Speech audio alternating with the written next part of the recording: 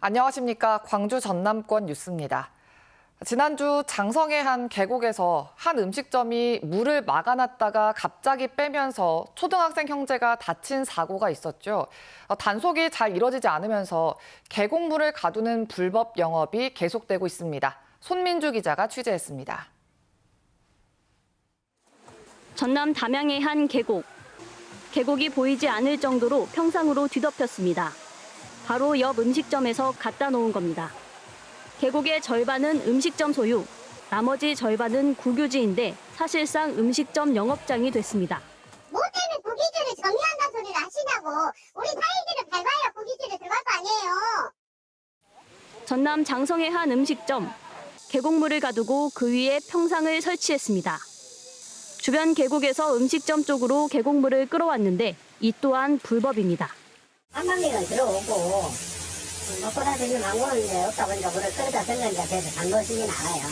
근데 저희가 물을 이렇게 다시 오염시키고 그런 건 아니고. 하천법은 하천물을 가두거나 방향을 바꾸지 못하도록 하고 있습니다. 규모가 작은 계율도 무단 점거하면 농어촌 정비법에 따라 벌금을 물립니다. 하지만 하천과 계곡을 불법으로 이용해 얻는 수익보다 벌금 액수가 매우 적어 실효성이 떨어집니다.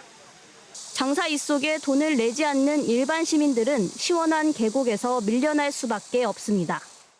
식당 입구에서 못 올라가게 바리케이트를 쳐놓고 못 올라가게 해요. 그런 거 해놓고 그냥 그 식당을 이용해야만 저희가 놀 수 있다는 게 좀 불편했어요. 계곡을 무단 점유하는 얌체 상호는 올해도 반복되는데 단속에 나서야 할 자치단체는 손을 놓고 있습니다. KBS 뉴스 손민주입니다. 광주 지역 시민단체와 5.18 단체 사이의 갈등이 악화일로입니다. 5.18 기념행사를 꾸리는 조직에서 5.18 공법단체가 모두 빠졌는데요. 행사도 따로 꾸리겠다고 선언했습니다. 김혜린 기자입니다. 지난 2월 5.18 진압부대인 특전사 예비역 모임과 공동선언식을 연 5.18 부상자회와 공로자회, 시민사회단체는 강하게 반발했고 시민단체가 주도하는 5.18 기념행사위에서 두 공법단체를 제명했습니다. 상관단체 제명안이 통과되었음을 선포합니다. 그런데 최근 5.18 공법단체 3곳 가운데 유일하게 행사위에 참여해오던 유족회마저 불참을 선언했습니다. 공법단체가 둘로 갈렸다는 오해를 지우고 5.18의 전국화, 세계화를 위해선 공법단체가 행사를 이끄는 게 맞다는 이유에서입니다. 5월에 대한 모든 일들은 공법단체가 주가 돼가지고 국민들과 시민들과 해서 함께 꾸려나가야 된다고 봅니다. 두 단체가 지금 빠진 상태에서는 공법단체가 양분화된 걸로 오인도 사고해서 공법 3단체는 지난주 광주시 의회와 간담회에서도 행사위가 주로 진보연대 회원들로 꾸려져 있다며 순수한 시민사회단체와 진행하겠다고 선언했습니다. 이에 대해 행사위는 행사위를 모욕하는 근거 없는 주장이라며 조만간 행사위원장단 회의를 소집해 대응 방안을 마련하겠다고 밝혔습니다. 공법단체와 행사위가 평행선을 달리면서 갈등은 증폭되고 있습니다. 대화를 해서 해법을 저는 찾는 데 주력해야 된다. 이게 저는 우선이라고 봐요. 그리고 5.18 재단은 우선시하는 이 부분에 어떤 식으로 다각도로 좀 힘을 보태고 광주시와 광주시 의회는 갈등 봉합을 위해서 공법단체와 기념재단, 시민사회단체와 일반 시민의 의견을 수렴하는 공론의 장을 마련할 계획입니다. KBS 뉴스 김혜린입니다. 올해 광주에서 거치는 지방세가 지난해보다 2,500억 원 이상 줄어들 것으로 예상됩니다. 강기정 광주시장은 올해 상반기 거둔 지방세가 1조 889억 원으로 지난해 같은 기간보다 1,134억 원 줄었고 하반기까지 합쳐서 2,515억 원이 덜 거칠 것으로 예상된다고 설명했습니다. 강 시장은 부동산 관련 취득세가 줄어들었고 국세와 연계되는 지방세도 감소한 만큼 300억 원이 넘는 체납세금을 걷는 데 힘을 모으겠다고 말했습니다. 여수 지역 일부 아파트에서 흐린 수돗물이 나와서 주민들이 불편을 겪고 있습니다. 수돗물을 저장하는 일부 배수지의 탁도는 한때 기준치를 초과하기도 했는데요. 여수시는 여름철 물 사용량이 늘면서 노후관로에서 이물질이 떨어져 나온 걸로 추정하고 있습니다. 최혜진 기자의 보도입니다. 820세대가 거주하는 여수시 학동의 한 신축 아파트. 지난 18일 교체한 수돗물 필터가 사흘 만에 진한 갈색으로 변했습니다. 생후 2달 된 신생아가 있어서 먹이는 것도 씻기는 것도 불안한 상황. 생수를 사다가 분유를 타먹이고 있습니다. 지난주부터는 한 번 쓰면 까맣게 변하는, 먹고 마시고 또 아기도 있고 생활을 해야 되는데. 1000세대 가까이 거주하는 여수의 또 다른 아파트입니다.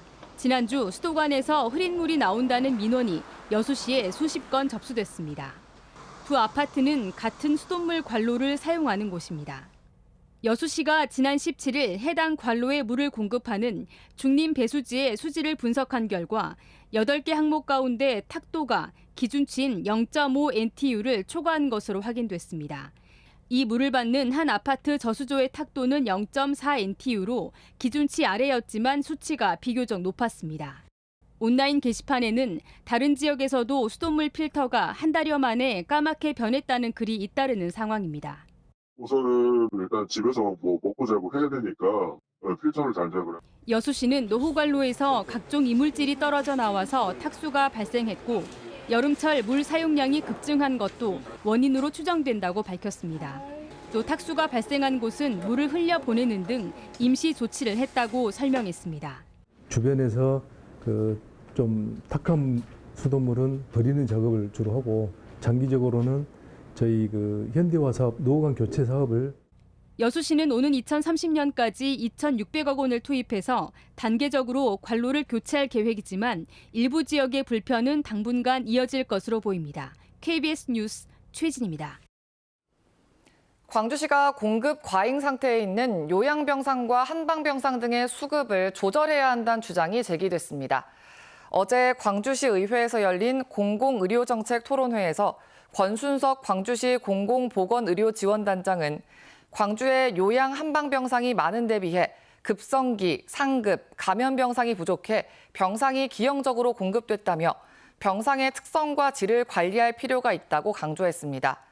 또 나백주 서울시립대학교 초빙 교수는 정부가 공공의료에 대한 관심이 낮다며 타당성 조사가 진행 중인 광주의료원의 경우 평가 결과와 관계없이 광주시가 자체 추진하는 방안도 고려해 볼 수 있다고 주장했습니다. 광주 제1시립요양정신병원 노사가 오늘 다시 교섭에 나섭니다. 빛골의료재단은 지난 18일 광주고용노동청 주재로 광주시와 노사가 참여한 교섭에서 임금체계와 단협승계 문제의 입장차를 확인했고 오늘 다시 교섭을 진행한다고 밝혔습니다. 재단은 병원 적자의 주된 이유가 의료 수입에서 인건비 비율이 70%를 넘기 때문이라며 임금체계 개편이 불가피하고 단체 협약은 우선 병원이 정상화된 이후에 별도로 협의하자고 제안했습니다. 한국과 프랑스의 첫 외교적 만남이 전남에서 있었음을 재조명하는 학술 포럼이 열렸습니다. 나주시청 대회의실에서 열린 나주와 프랑스의 첫 만남 학술대회에서는 피에르 파리 7대학 교수 등이 참여해 1851년 프랑스 고기잡이배 르 나르발호의 신안 비금도 표류 사건을 역사적으로 분석하고 의미를 살폈습니다. 피에르 교수는 당시 중국 상하이 주재 프랑스 영사 몽티니가 선원들을 보살펴준 고마움의 표시로 나주 목사 겸 남평 현감이었던 이정현과 샴페인으로 만찬을 했다며 한불 관계 시작이 갈등보다는 인도주의적 만남이었다는 사실은 큰 의미가 있다고 해석했습니다. 광주여자대학교가 배구단과 농구단 창단식을 열고 본격적인 활동에 들어갔습니다. 이번에 창단한 광주여대 배구단과 농구단은 기존에 있던 양궁부와 함께 신설된 체육부에 소속돼 운영됩니다. 앞서 광주여대는 2000년 양궁부를 창단하고 기보배와 안산 등 올림픽 금메달리스트를 배출했습니다.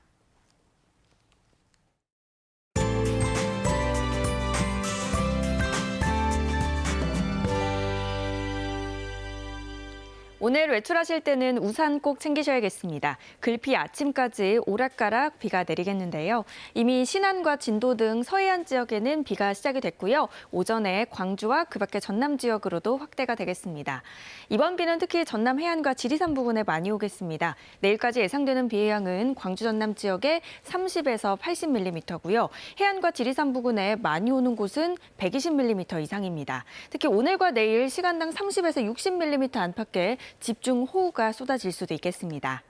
오늘 비가 시작되지만 오늘까지는 무더위가 이어지겠습니다. 일부 도서 지역을 제외한 광주 전남 전 지역에 폭염특보가 유지되고 있는데요. 밤사이 대부분 지역에 열대야도 나타났고요. 한낮 기온 광주 32도, 영광 33도로 후텁지근하겠습니다. 순천의 낮 최고 기온 31도, 보성과 고흥 30도로 어제보다는 1, 2도가량 낮겠습니다. 목포의 한낮 기온 33도, 무안 32도, 진도 31도까지 오르겠습니다. 신안을 비롯한 도서 지역은 30도에서 33도로 평년 기온을 1, 2도가량 웃돌겠습니다. 서해남부 먼바다는 바람이 강하게 불고 물결이 최고 2.5m로 다소 높겠습니다. 글피 아침까지 비가 이어지면서 내일부터는 더위가 다소 누그러지겠습니다. 날씨였습니다. 8월 22일 뉴스광장 마칩니다. 시청해주신 여러분 고맙습니다.